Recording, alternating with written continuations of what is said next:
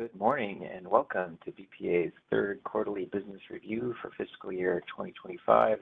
I'm Joel Scruggs, BPA's Chief Communications Officer. We appreciate you making time for this forum today. Before we get into the main segment of the presentation, I want to share a few reminders. Today's presentation is being recorded and it will be uploaded to BPA's YouTube channel at a later date.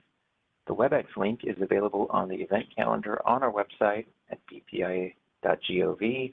If you experience any trouble with WebEx, you can find the slide deck at bpa.gov/QBR.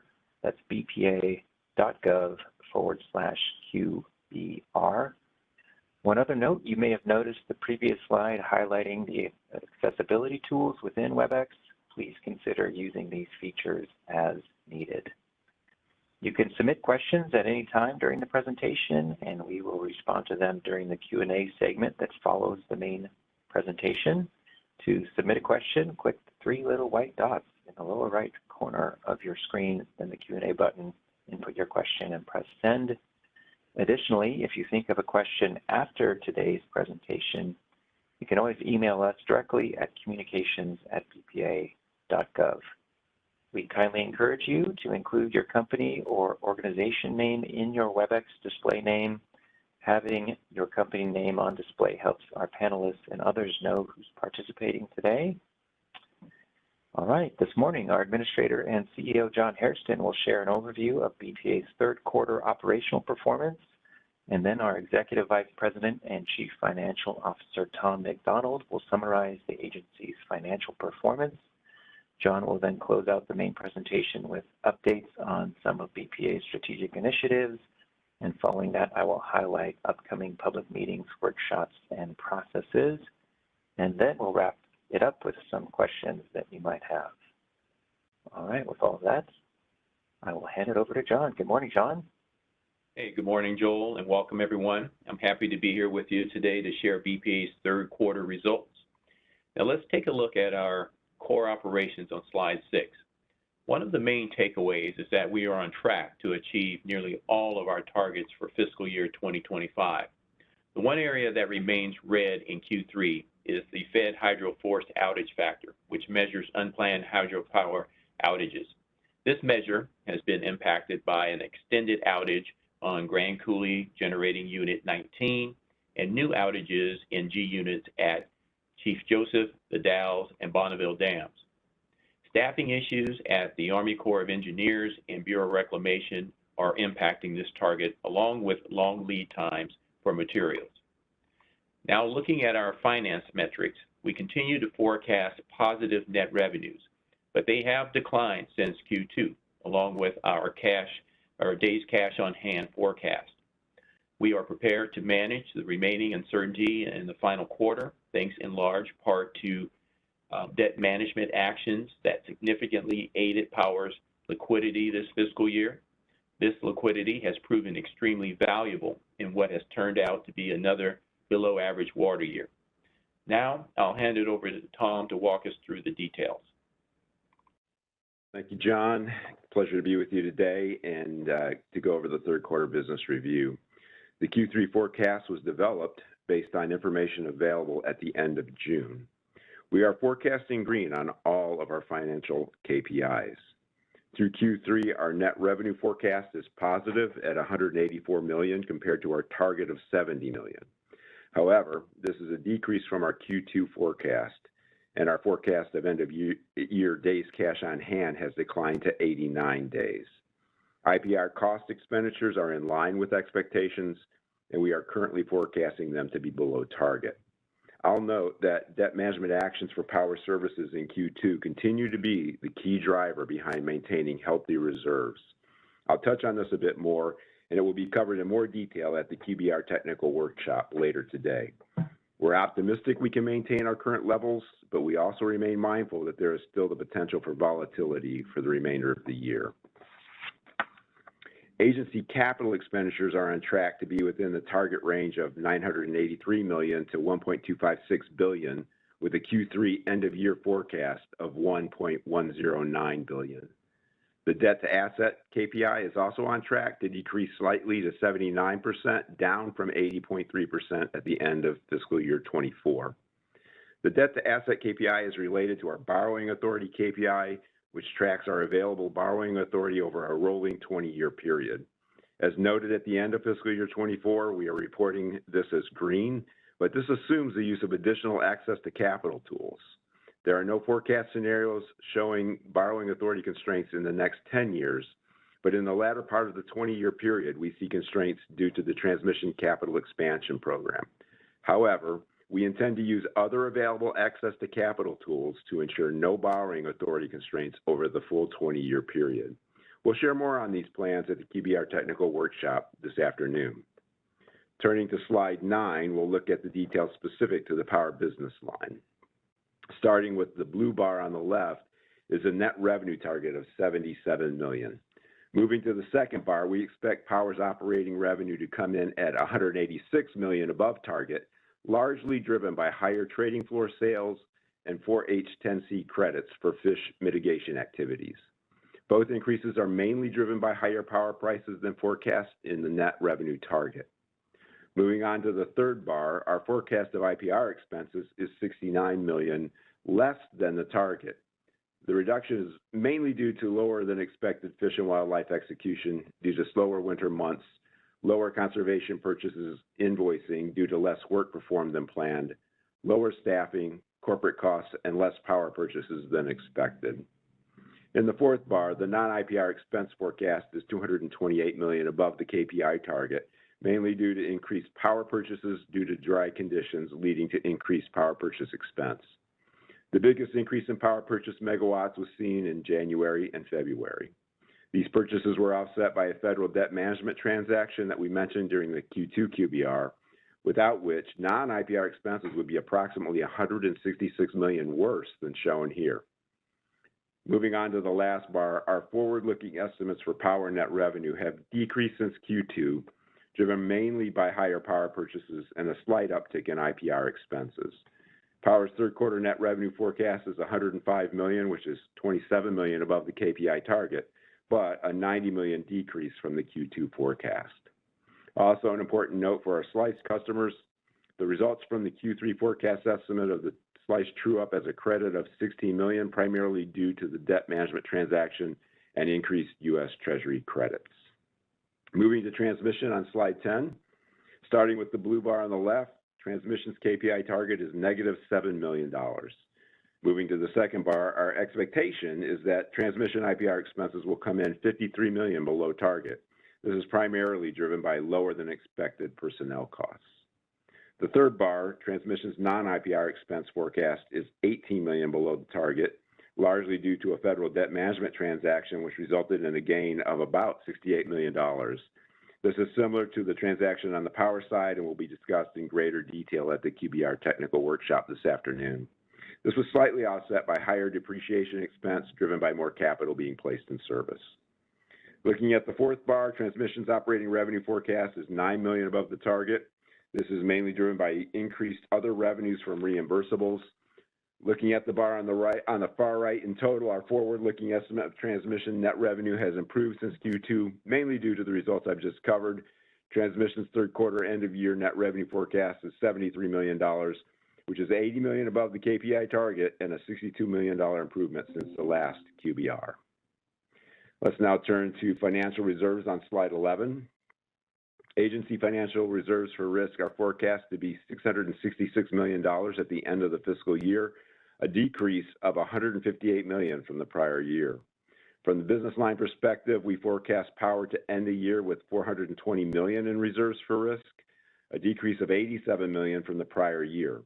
Transmission is forecast to end the year with $246 million of reserves for risk, a decrease of $70 million from the prior year, mainly driven by the additional debt repayment from the fiscal year 24 revenue distribution clause applied in this fiscal year. As noted earlier, a key driver enabling power to maintain its current level is related to a large gain from debt management actions, as discussed at the second quarter. The finance team can answer any additional questions in greater detail at the QBR Technical Workshop this afternoon.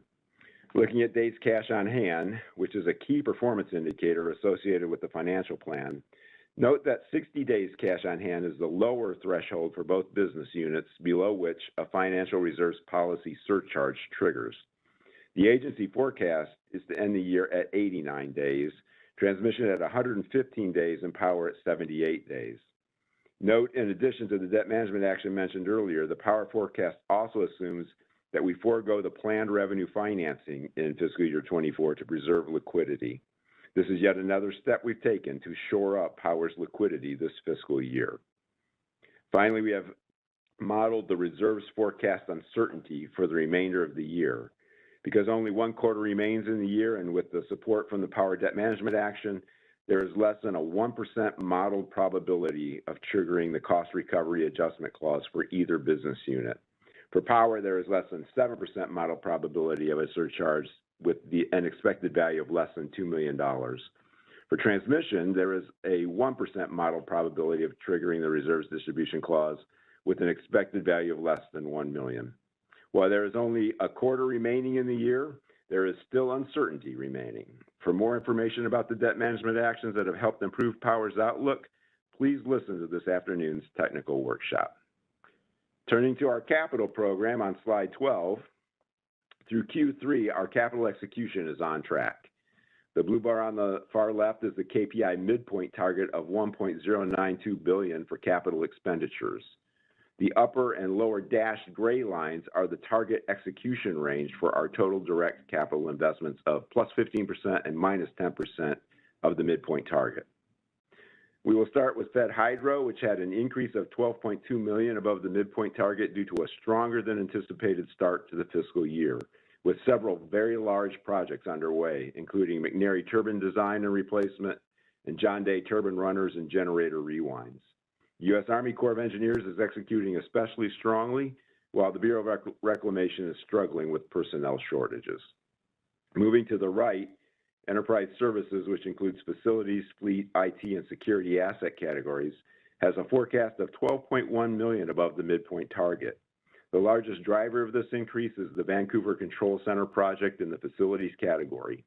This project is currently ahead of schedule, which brings costs forward from fiscal year 26, and some cost increases due to materials also contributed to this capital forecast increase. Next, we have transmission, which is showing a $0 change from the target to the forecast. However, this is due to a reset of the transmission target approved in June. This reset decreased transmission's target by $105 million due to impacts resulting from executive orders, the voluntary early retirement and deferred resignation programs, and this resulted in 4 weeks of contract pauses, loss of project managers, impacts to environment, realty, and supply chain support, and delays due to the NEPA pause. Moving to environment, fish, and wildlife, you will see a forecast of $7.5 million below the midpoint target. This is primarily due to delays in hatchery projects, including the John Day and Trinity projects, resulting from BPA staffing shortages and issues assessing remote construction sites early in the season. Additionally, Klickitat hatchery had a slow start due to poor weather conditions. Finally, we'll move to the last bar on the right, showing the Q3 end-of-year forecast of $1.109 billion for agency direct capital expenditures. This is approximately $17 million above the KPI target and well within the acceptable range. More details will be shared at the QBR technical workshop later today. Before we move on, I'd like to give a quick update on a bond deal we priced in July. Bonneville and the Idaho Energy Resources Authority successfully issued approximately $90 million of taxable bonds in our first lease purchase extension transaction. This is one of the new access to capital tools we'll be employing, and you can hear more about this at the QBR technical workshop. The pricing saw significant interest, ending at about 9 times oversubscribed, with over 50 different investors placing orders. This strong performance demonstrates the high demand for Bonneville-backed debt, due largely to our sound financial practices and consistently high investment-grade credit ratings. This concludes the financial report. Thank you all for your time. I'll turn it back over to John. Thank you. All right, thank you, Tom. Now let's turn to an update on BPA's strategic initiatives. First, I want to briefly share that BPA recently reassessed our strategic plan to ensure alignment with the administration and the Department of Energy's priorities for more secure, reliable, abundant, and affordable energy. Now, we affirm that our existing strategic goals support both regional and national interests, and we've republished our strategic plan with minimal changes. The most significant adjustments respond to the administration's order on diversity, equity, and inclusion, which resulted in removing one objective under our goal, invest in people.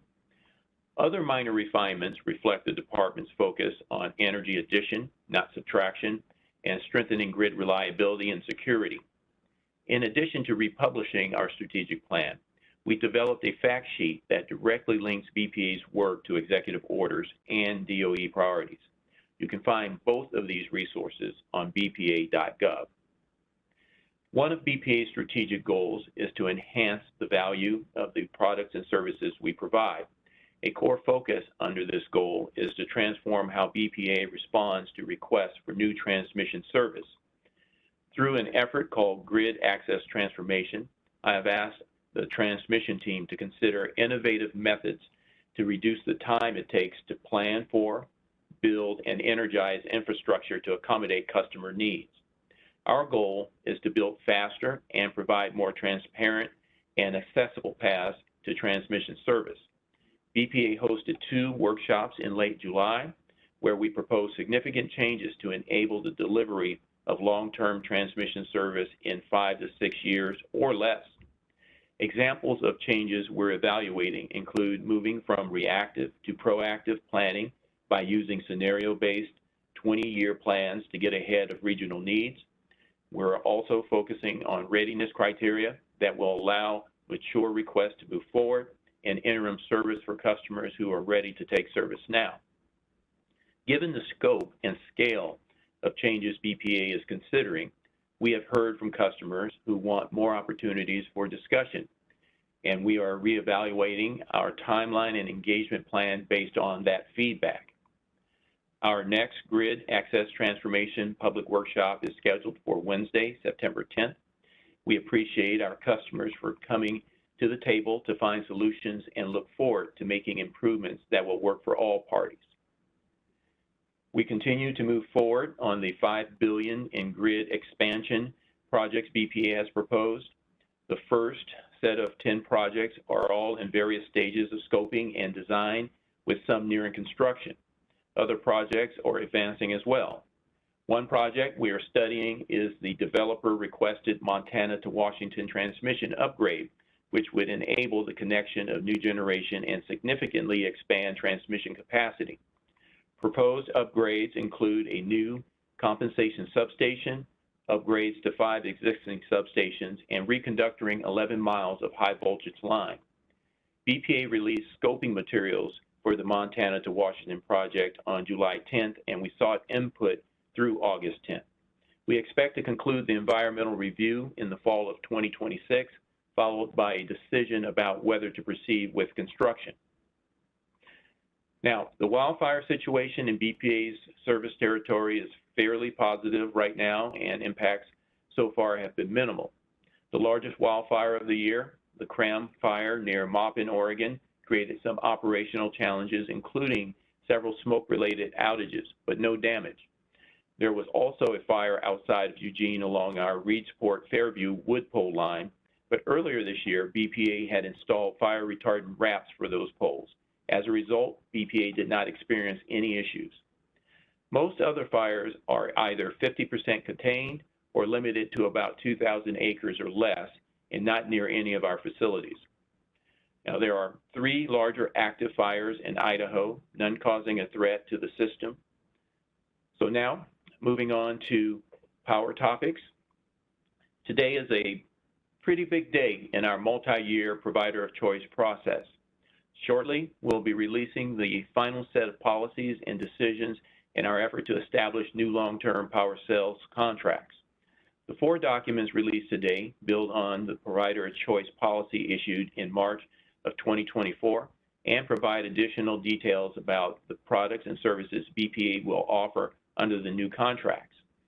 The materials we're releasing today include the contract record of decision, which responds to comments on contract templates, and the contract high water mark implementation policy, which establishes how BPA will perform the calculation in fiscal year 2026. We are also releasing the new resource rate block policy that establishes how BPA would develop the NR block product and contract offerings for investor-owned utilities if they request it. With the release of these documents, BPA can begin extending formal contract offers to customers. Our goal is to make all contract offers by September 30th. Customers must then return their signed contracts by December 5th, 2025, for contracts to be executed by the end of the fiscal year or calendar year. This has been an incredibly iterative and collaborative process. BPA greatly appreciates the time and energy invested by so many people to ensure we establish a foundation for stable, competitively priced, and flexible power sales. The long-term certainty provided by these contracts will support regional economic stability and help ensure a more reliable and affordable power supply for customers we serve. Now, in connection with the provider of choice, BPA recently released a new public rate design methodology that will be used to develop power rates under the provider of choice contracts. The public rate design methodology, or PRDM, builds on the strengths of the current tiered rates methodology and includes enhancements for clarity, simplicity, and transparency. In May, BPA and Energy Northwest announced we are partnering on a project to increase the output of the Columbia Generating Station by 162 megawatts. This cost-effective upgrade will increase the Northwest supply of reliable power and help BPA keep pace with our customers' growing electricity needs. With a capacity of about 1,200 megawatts, Columbia is the region's third largest generating resource behind Grand Coulee and Chief Joseph dams. The additional capacity provided by the $700 million project will be enough to power approximately 125,000 homes. The project will take advantage of Columbia's refueling outages that occur every other spring, avoiding any additional need to take the plant offline, and will be completed in 2031. The BPA staff worked closely with Energy Northwest over the last several years to develop the business case and thoroughly evaluate the project. I want to thank everyone involved for advancing this project and demonstrating a commitment to reliable and affordable energy solutions. In late July, BPA announced new power and transmission rates for fiscal years 2026 to 2028. After a decade of holding rate increases at or below inflation, we adopted increases that will position us to meet our customers' growing needs. The new rate balance the need to keep rates low and stable while supporting power and transmission system investments to meet customer load growth and connect new generation. The rates we adopted are the product of multiple settlements that required hard work and collaboration.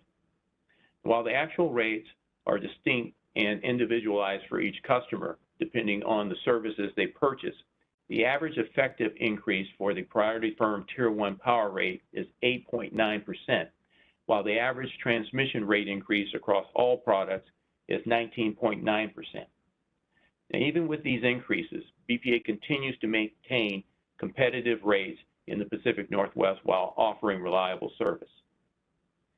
Also, on June 12th, a presidential memo directed the federal government to withdraw from the settlement agreement known as the Resilient Columbia Basin Agreement, which the federal government, 4 tribes, and 2 states entered on December 14, 2023. The federal parties provided notice of withdrawal on June 24th, which also made clear that the federal government is willing to engage in good faith efforts to seek a satisfactory solution to the pending litigation and concerns of various stakeholders. Now, BPA's part of the agreement consisted of financial commitments in exchange for certainty on hydro operations and succession of litigation during the term of the agreement. It's going to take us some time to unwind these commitments, but BPA is working with our agency partners to implement the administration's direction. Consistent with the direction in the presidential memorandum, BPA revised its power cost projections associated with the MOU for the BP26 rate period. As a result, final BPA or BP26 power rates reflect a 0.4% decrease. Now, while we're still assessing the impact this direction will have on hydropower operations, but we do not anticipate any immediate changes. Now, for FY2025, we are still benefiting from the agreement's reduced summer spill operations, which began August 1st. Compared to operations earlier in the summer, the reduced spill provides an additional 600 to 950 megawatts of generation depending on conditions. Now, this additional generation is extremely valuable in a low water year like this one. Now, that concludes my updates, and I'll turn it back over to Joel. All right, thank you, John and Tom. Now I'd like to note upcoming meetings, workshops, and processes that you can participate in. As mentioned a few times already, we're hosting a QBR technical workshop this afternoon from 1 to 3 p.m. We encourage you to participate in this workshop where our finance team will provide additional information on some of the topics discussed today.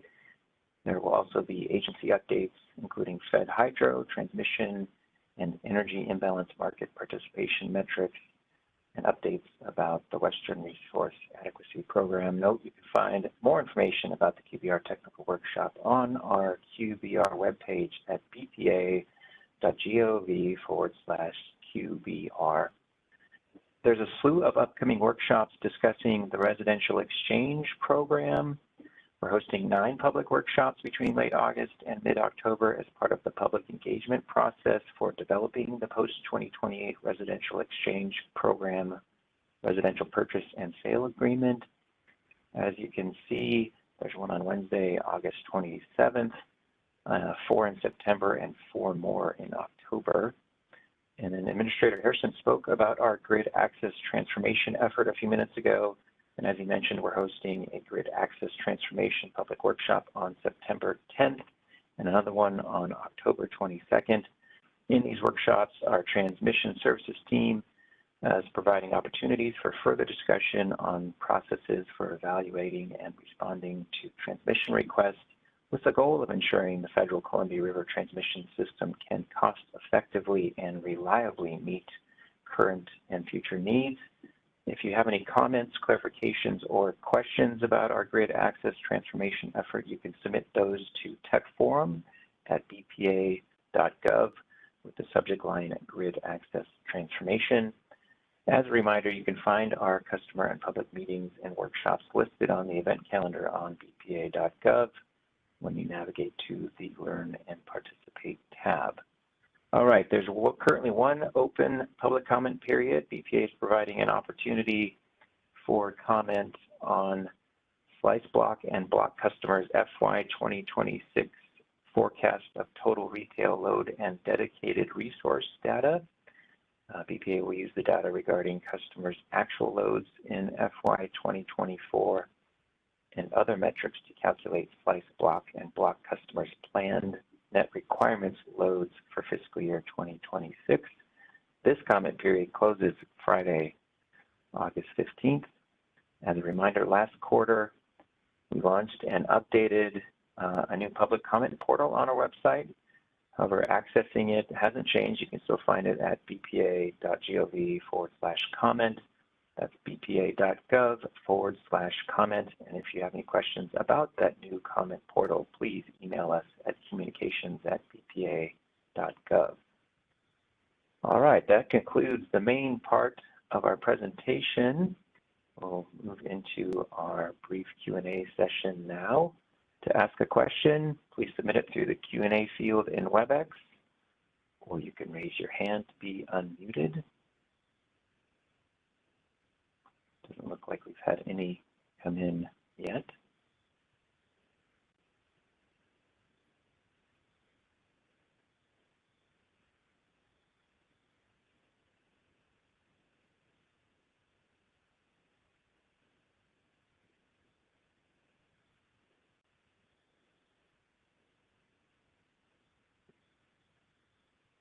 All right, we'll give it another moment here.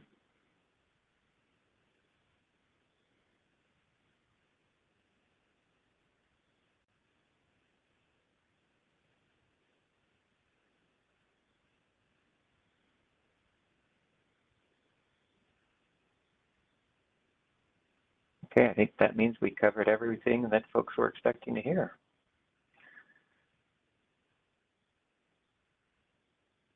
In that case, we will conclude this morning's presentation. However, if you think of a question later, or if you prefer to submit it via email, you can email us at communications@bpa.gov.